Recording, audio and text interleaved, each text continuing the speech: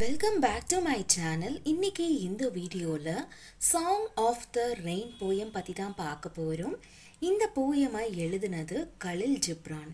கலில் ஜிப்ரானுடைய இன்ட்ரோடக்ஷனை இந்த வீடியோல பின் பண்றேன். கீழே டிஸ்கிரிப்ஷன்ல லிங்க் கொடுக்கிறேன். தேவைப்படுறவங்க செக் பண்ணி பார்த்துக்கோங்க.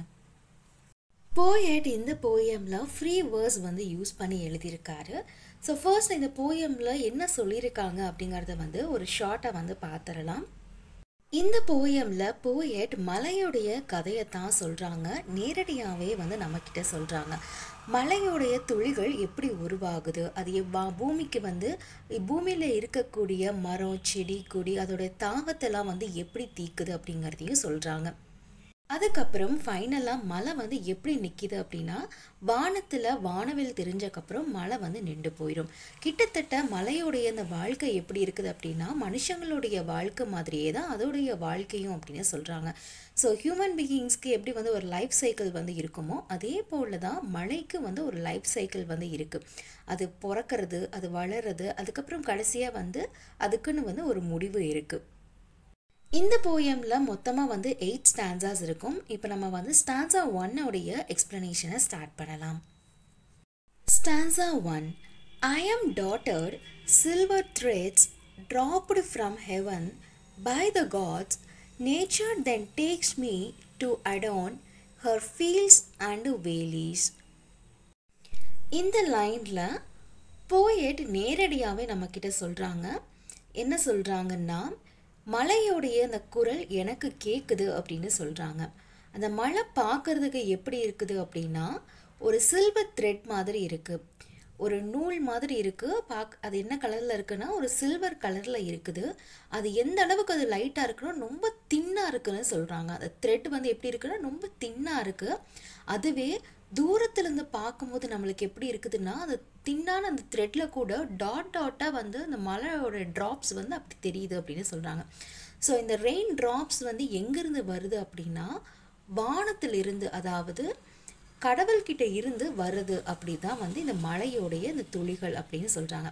ஸோ பொதுவா வானத்திலிருந்து வர அந்த மலை துளிகள், கடவுள்கிட்ட இருந்து வரக்கூடிய அந்த மலை துளிகள் ரொம்பவும் புனிதமானது அப்படின்னு சொல்றாங்க. இந்த நேச்சர்ல இருக்கக்கூடிய ஒன் ஆஃப் த ஒரு இதுதான் மலை. அந்த மலை எப்படி இருக்குதுன்னா ரொம்பவும் புனிதமானது அப்படின்னு சொல்றாங்க. பூமியில இந்த மழை துளிகள் வந்தக்கப்புறம் அங்க இருக்கிற அந்த என்விரான்மெண்ட் எல்லாமே கிளீன் பண்ணிடுது. சரௌண்டிங்ல இருக்கக்கூடிய ஃபீல்டு வேலிஸ் இது எல்லாத்தையுமே அந்த டிராப்ஸ் மூலிமா ரொம்ப செழுமையாகவும் மாத்துது அப்படின்னு சொல்றாங்க. இது பார்க்கறதுக்கே எப்படி இருக்குது அப்படின்னா அந்த நேச்சர் ஒன்னே அழகா மாறிடுது அப்படின்னு சொல்றாங்க. நெக்ஸ்ட் நாம ஸ்டான்சா 2 உடைய எக்ஸ்பிளனேஷனை பார்க்கலாம். I am a beautiful pearls plucked from the crown of the Esther by the daughter of dawn to embellish the gardens. So இந்த லைன்ஸில் என்ன சொல்கிறாங்க அப்படின்னா ரெயினை பற்றி தான் பேசுகிறாங்க. ரெயின் பார்க்குறதுக்கு எப்படி இருக்குது அப்படின்னா அது ஒரு கலெக்ஷன் அப்படிங்கிறாங்கன்னா பேர்ல்ஸ்லாம் சேர்த்து வச்சா எப்படி இருக்குமோ அந்த மாதிரி தான் இந்த ரெயினும் அப்படின்னு சொல்கிறாங்க. இந்த ரெயின் எங்கேருந்து வருது, அதாவது யார் இது அனுப்புகிறாங்க அப்படின்னு பார்த்தோம்னா இஸ்டர் அப்படின்னு யாருன்னா இவங்க goddess of fertility, love, war and sex, ஒரு பெண் கடவுள் அப்படின்னு சொல்கிறாங்க. அவங்களுடைய அந்த க்ரௌன்லேருந்து தான் இந்த மலை துளிகள் வருது அப்படின்னு சொல்கிறாங்க. இந்த மலைக்கு முக்கியமான பங்கு யார் வகிக்கிறாங்க அப்படின்னா சூரியன் தான். சூரியன் இல்லாமல் மழை வரவே வராது. ஏன்னா அந்த இடத்துல வாட்டர் சைக்கிள் நடக்குது. சூரியன்லேருந்து எவாப்ரேட் ஆகி வானத்துக்கு போன அந்த க்ளவுட்ஸ் மூலிமா தான் நம்மளுக்கு ரெயின் வருது. ஸோ ரெயினுக்கு முக்கியமான பங்கு யார் வகிக்கிறாங்க அப்படின்னா சூரியன். மலையோடைய அந்த பர்பஸ் என்ன அப்படின்னா மலை அது என்ன பண்ணணும் அப்படின்னா அங்கே இருக்கிற அந்த புல்வெளிகள், அழகான இருக்கக்கூடிய அந்த கார்டன் எல்லாத்தையுமே அதோட தாகத்தை தணிக்கிறது யார் அப்படின்னு பார்த்தோம்னா மலை தான். அது தாகத்தை தணிக்கும் போது அது எப்படி இருக்குது அப்படின்னா அங்கே இருக்கிற அந்த முத்து மின்ற மாதிரியே இருக்குது அப்படின்னு சொல்கிறாங்க. ஸோ அந்த இடத்துல அந்த பியூட்டியை என்ஹான்ஸ் பண்ணுறது யார் அப்படின்னா மலை தான். Stanza 3. When I cry the hills laugh, when I humble myself the flowers rejoice, when I bow all things are elated. இந்த லைன்ஸில் போயட் எதை பற்றி சொல்கிறாங்கன்னா மலை வரும்போது அதோடைய காற்று எப்படி இருக்குதுன்னா காற்று வந்து ரொம்பவும் அழகாக இருக்கும், நம்மளுக்கு வந்து ஒரு ரெஃப்ரெஷ்மெண்ட் மாதிரி கொடுக்குது அப்படின்னு சொல்கிறாங்க. அந்த வெதர் பார்க்குறதுக்கு அந்த அளவுக்கு ஒரு ரசிக்கக்கூடிய தன்மை வந்து கொடுக்குது அப்படின்னு சொல்கிறாங்க.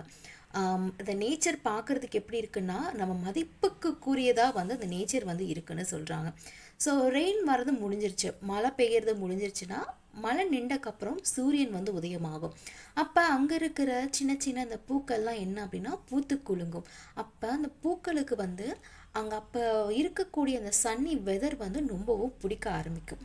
ஸோ ரெயின் வந்து ஸ்டாப் ஆனதுக்கப்புறம் தான் அந்த சன் வரும். அதோட சன்னுடைய வெதர் எப்படி இருக்குன்னா நல்லா வந்து ஒரு பிரைட்டாக இருக்கும்னு சொல்கிறாங்க.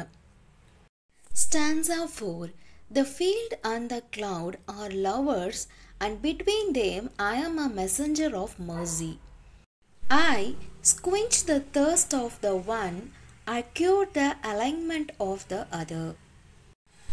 மழை என்ன சொல்லுதுன்னா அங்கே இருக்கிற புல்வெளிகள், அங்கே இருக்கிற அந்த ஃபீல்ட் லேண்டு எல்லாத்தையும் என்ன பண்ணுதுன்னா மேலே இருக்கிற மேகங்களும் கீழே இருக்கக்கூடிய அந்த ஃபீல்டும் ஒருத்தர் வந்து காதலிக்கிறாங்க அப்படின்னு சொல்கிறாங்க. ஸோ அவங்க 2 பேரும் ஒருத்தர் காதலிக்கிறாங்க. அதில் நான் என்னுடைய பங்கு என்ன அப்படின்னா ஒரு மெசஞ்சர். அவங்களுடைய மெசேஜை வந்து நான் வந்து எடுத்துகிட்டு வரேன், மேலே கொடுக்குற மெசேஜை நான் கீழே எடுத்துகிட்டு வரேன், நான் வந்து ஒரு மெசஞ்சர் அப்படின்னு சொல்கிறாங்க. அவங்களுடைய காதலுக்கு நான் வந்து மெசேஜை எடுத்துகிட்டு வரேன். இது யார் சொல்கிறாங்கன்னா மலை வந்து சொல்கிறாங்க. மலையை பொறுத்த வரைக்கும் அதோடைய முக்கியமான பங்கு என்ன அப்படின்னா மேலே இருந்து தண்ணீரை எடுத்துகிட்டு வருது. ஸோ அங்கே கீழே சரௌண்டிங்கில் இருக்கக்கூடிய அந்த ஃபீல்டு எல்லாத்துக்குமே வந்து ரொம்ப தாகமாக இருக்கும். தண்ணீரை எடுத்துகிட்டு வந்து பாய்ச்சிற வேலை தான் மலையோட வேலை. இந்த மழை வந்து எங்கேருந்து வருது அப்படின்னா வானத்தில் இருக்கக்கூடிய அந்த மேகங்கள்லேருந்து தான் வந்து வருது. ஸோ கீழே இருக்கிற அந்த ஃபீல்டெலாம் எப்படி இருக்குன்னா ரொம்ப வந்து தனிமையாக இருக்குமாமா. அந்த தனிமையை போக்குற வேலை என்ன, யாரோட வேலைன்னா இந்த மலையோட வேலை. மேலே இருக்கிற அந்த மேகங்கள் கீழே அந்த மெசஞ்சர் மூலயமா இந்த ஃபீல்டில் இருக்கக்கூடிய அந்த லோன்லினஸை வந்து போக்குறதுக்காகவே இந்த மெசேஜை வந்து எடுத்துகிட்டு வர சொல்கிறாங்க. இதை எடுத்துகிட்டு வர்றது வந்து மழை. நெக்ஸ்ட் நம்ம ஸ்டான்ஸா 5 பார்த்துடலாம். The voice of the thunder declared my arrival. So இந்த இடத்துல மழை என்ன சொல்லுது அப்படின்னா நான் வரதுக்கு முன்னாடி இடி இடிக்கும். அந்த இடி என்ன எதுக்காக இடிக்குது அப்படின்னா நான் வந்து பின்னாடி நான் வர போகிறத வந்து முன்னாடியே வந்து ஒரு அறிவிப்பு மாதிரி வந்து கொடுக்குது அப்படின்னு சொல்கிறாங்க. The rainbow announces my departure. மழை வரதுக்கு முன்னாடி எப்படி இடி வந்து நம்மளுக்கு சொல்லுதோ அதே போல் மழை நிற்கிறதுக்கு முன்னாடி வானத்தில் வந்து வானவில் வந்து தெரியுங்கிறாங்க. வானவில் தெரிஞ்சாலே மழை வந்து நின்றும் அப்படிங்கிறது நம்மளுக்கு வந்து ஒரு அறிகுறியாகவே வந்து காமிக்கிறாங்க. I am like a earthly life which began at the feet of the mad elements and end under the unprized wings of death. இந்த லைன்ஸில் மலையோடைய அந்த வாழ்க்கையை பற்றி தான் சொல்கிறாங்க.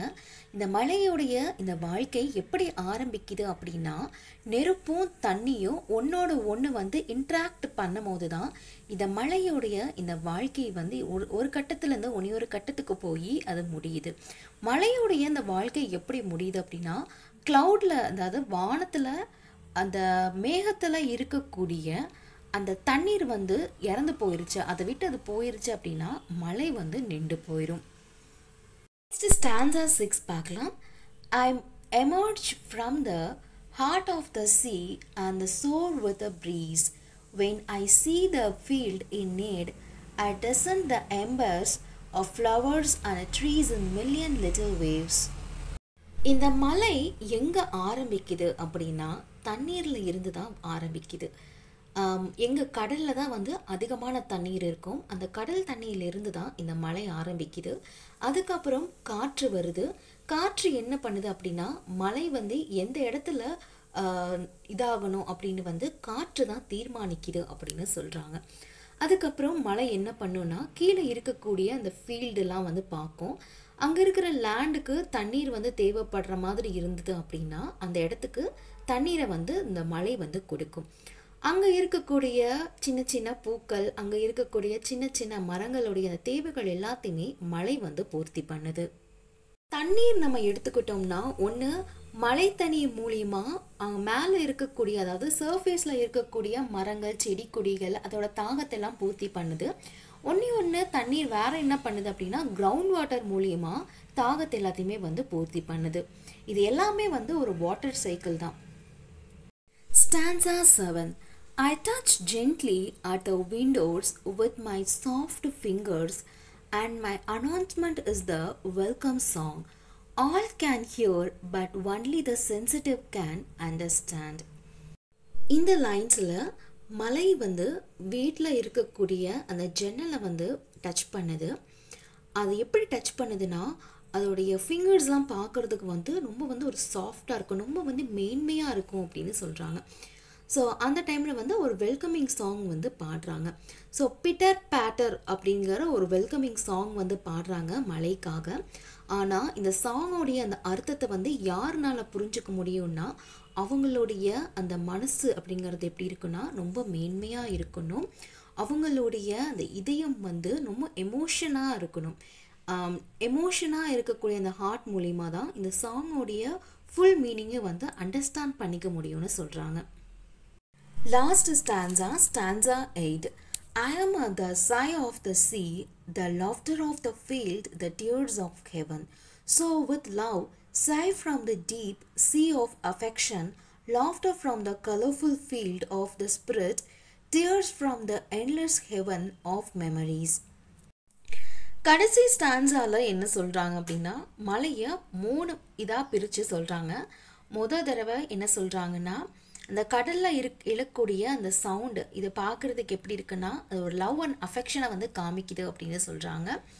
அதுக்கப்புறம் அங்கே இருக்கக்கூடிய ஃபீல்டோடைய அந்த சிரிப்பு என்ன அது எப்படி சிரிக்குது அப்படின்னா மழை வந்து வானத்திலிருந்து வருது, அதாவது மேகங்கள் மூலிமா மழை வருது. அதோடைய முக்கியமான பங்கு என்ன அதுனா அங்கே இருக்கக்கூடிய அந்த தண்ணீரை அது அவங்களுடைய அந்த தாகத்தை தீக்கிறதுக்கு தான் மேகத்திலிருந்து மழையாக வந்து பொழியுது. அவங்களுடைய தாகம் எல்லாம் தீந்துருச்சு அப்படின்னா மலையோடைய அந்த பர்பஸ் அப்படிங்கிறது அந்த இடத்துல சாட்டிஸ்ஃபை ஆயிடுது.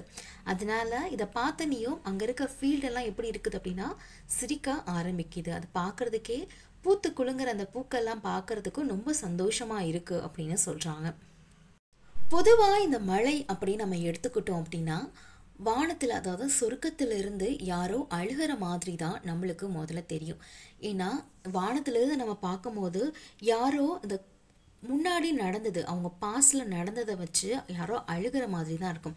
ஏன்னா எப்போவுமே நம்ம மழை நம்ம எடுத்துக்கிட்டோம்னா அதோட ரீசன் என்னவாக இருக்குன்னா ஒன்று அதை பார்க்குறதுக்கு சில நேரங்களில் ரொம்ப வந்து சேடாக வந்து நம்ம ஃபீல் பண்ணுவோம், இல்லை அதை தாங்க முடியாத அந்த துக்கத்தை வந்து வெளிப்படுத்துறதுக்கு தான் வந்து அதை அழுகுது அப்படின்னு கூட வந்து நம்ம வந்து நினச்சிக்குவோம்.